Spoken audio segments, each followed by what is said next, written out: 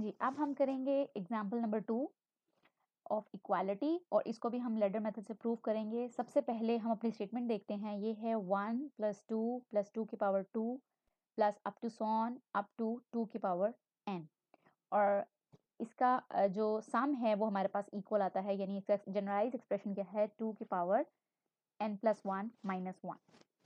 अब इसको प्रूव करने के लिए सबसे पहले हम स्टेटमेंट को ऑब्जर्व करते हैं। यहाँ पे 1 और 2, अगर इसको देखा जाए तो ये एक्चुअली 2 की पावर 0 है, क्योंकि किसी भी नंबर की हमें पता है कि 2 की पावर 0 हो तो उसका आंसर 1 होता है। तो ये है 2 की पावर 0, यहाँ पे 2 की पावर 1, ये 2 की पावर 2 और इसी तरह 2 की पावर n तक जाता जाएगा। तो सबसे पहले हमने बेस केस के लिए n लेनी है, n की वैल्यू। तो n क्या होगी? n क्या होगी? हमारी जो डोमेन वैल्यू है, डोमेन सेट है, उसकी जो फर्स्ट वैल्यू है वो हमारे पास n है।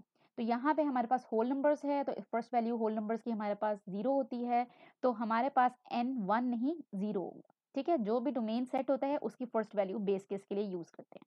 तो n की वैल्यू हमारे पास फर्स्ट स्टेप है बेस केस और इसके लिए n की वैल्यू हमारे पास क्या है 0। अब हम इसको प्रूव करेंगे। जो हमारे पास स्टेटमेंट थी 2 की power n, left hand side को लेंगे, लेफ्ट हैंड साइड में 2 की पावर 0 डालेंगे और 2 की पावर 0 का आंसर आएगा 1। फिर राइट हैंड साइड लेंगे, उसके अंदर n की पावर 0 डालेंगे तो 0 + 1 2 की पावर 1 आ जाएगा और 2 की पावर 1 2 होता है, -1 और 2 - 1 1। तो ये हमारे पास left hand side is equal to right hand side prove हो गई। सो हमारा बेस स्टेप कंप्लीट है। अब हम जाते हैं स्टेप 2 की तरफ।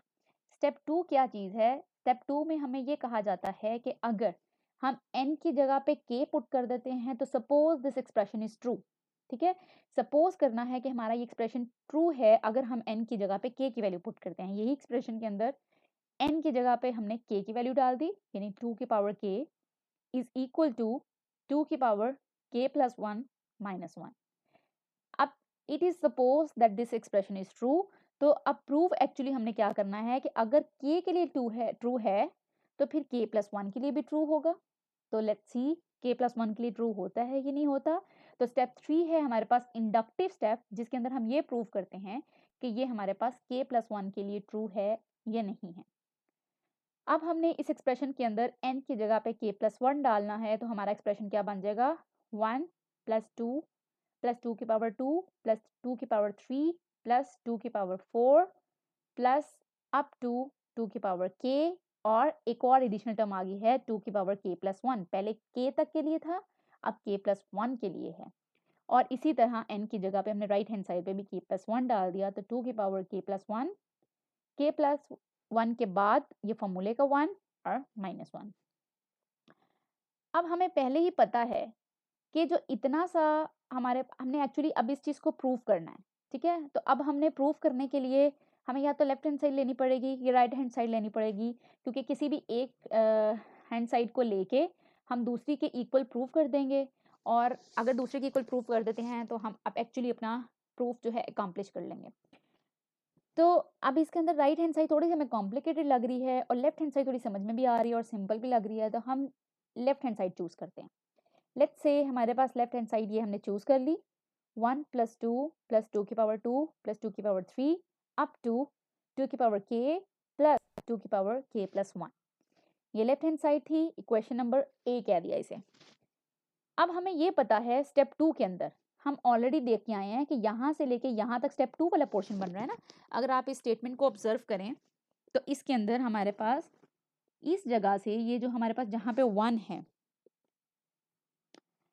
1 + 2 + 2 की पावर 2 + 3 + 2 की पावर k, यहाँ तक हमारे पास जो है स्टेप 2 बन रहा है। और स्टेप 2 में हमने देखा था कि 2 की पावर k तक के लिए आंसर क्या था हमारे पास 2 की पावर k + 1 - 1। तो ये वाली जो वैल्यू है, इस वैल्यू को हम इस एक्सप्रेशन की जगह पे डाल देते हैं। ठीक है, अब इतने हिस्से की जगह पे यहाँ से लेके यहाँ तक इतने हिस्से की जगह पे हमने कौन सी वैल्यू डाल दी 2 की पावर k + 1 - 1। फिर उसके आगे क्या लिखा हुआ है 2 की पावर k + 1, वो वैसे ही लिख दिया 2 की पावर k + 1। अब हम इस हिस्से को सॉल्व करते हैं। ठीक है, जब हम इसको सॉल्व करने लगेंगे तो अब ये देखें, सबसे पहले ब्रैकेट रिमूव किया, 2 की पावर k + 1 2 की पावर k + 1 - 1, ये एक्सप्रेशन बन गया। इसके अंदर इसको मज़ीद ब्रेक डाउन करें तो हमें पता है कि हमारे पास एक्सपोनेंशियल रूल है कि अगर बेसिस सेम होती हैं तो पावर्स ऐड हो जाती हैं। तो हमने ये देखा इसको कि शायद इसके अंदर बेसिस सेम थी तो इसलिए पावर्स ऐड हुई हुई हैं, इसलिए हमने ब्रेक डाउन कर दिया इसे 2 की पावर k और 2 की पावर 1। तो ये वापस वही बन सकता है ना, दोनों 2 की पावर k और 2 की पावर 1 और दरम्यान में मल्टीप्लाई का साइन है। तो जब हम इसको सॉल्व करेंगे बेसिस सेम है तो एक दफ़ा लिख लेंगे 2 और पावर्स ऐड हो जाएंगी k+1 बन जाएगा। तो ये वही चीज़ बन सकती है। इसका मतलब इसको ऐसे लिखें या ऐसे लिखें, इससे कोई फ़र्क नहीं पड़ता। तो हमने क्या किया फिर, इसको ब्रेक डाउन करके इस तरह से लिख दिया। अच्छा, अब यहाँ पे देखें हमने इसमें से 2 की पावर 1 को कॉमन निकाल लिया, तो अंदर क्या बच गया 2 की पावर k प्लस 2 की पावर k और -1। अब इस एक्सप्रेशन को थोड़ा सा ऑब्जर्व करें तो हम 2 की पावर k प्लस 2 की पावर k की जगह पे 2 की पावर k+1 लिख सकते हैं। यानी इस जगह पे हम 2 की पावर k+1 लिख सकते हैं। क्यों लिख सकते हैं, अब इसको देखते हैं कि हम क्यों लिख सकते हैं। देखें, हम अगर ब्रेक डाउन करें इस चीज़ को कि 2 की पावर k+1 क्या था एक्चुअली 2 की पावर k इंटू 2 की पावर 1, क्योंकि बेसिस सेम होती हैं तो पावर्स ऐड हो जाती हैं, एक्सपोनेंशियल रूल। फिर इसको अगर हम 2 की पावर k को ऑब्जर्व करें तो ये बनता है 2 की पावर k इंटू 2। तो इसका मतलब क्या हुआ कि यहाँ पे 2 मल्टीप्लाई हो रहा है, तो इसका मतलब यहाँ पे कोई 2 की पावर k ऐड हो रही थी।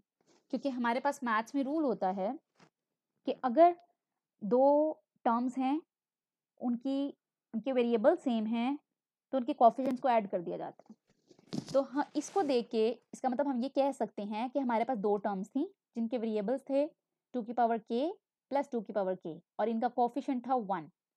तो जब इनको ऐड किया तो वेरिएबल सेम है, तो इसका मतलब एक ही दफ़ा लिखा जाएगा 2 की पावर k और इनकी कोफिशिएंट्स को ऐड कर दिया जाएगा 1 + 1 2। तो ये एक्चुअली वही बन गया 2 इंटू 2 की पावर k। तो फिर हेंस प्रूव्ड कि हम 2 की पावर k+1 को लिख सकते हैं 2 की पावर k प्लस 2 की पावर k और 2 की पावर k प्लस 2 की पावर k की जगह पे लिख सकते हैं 2 की पावर k+1।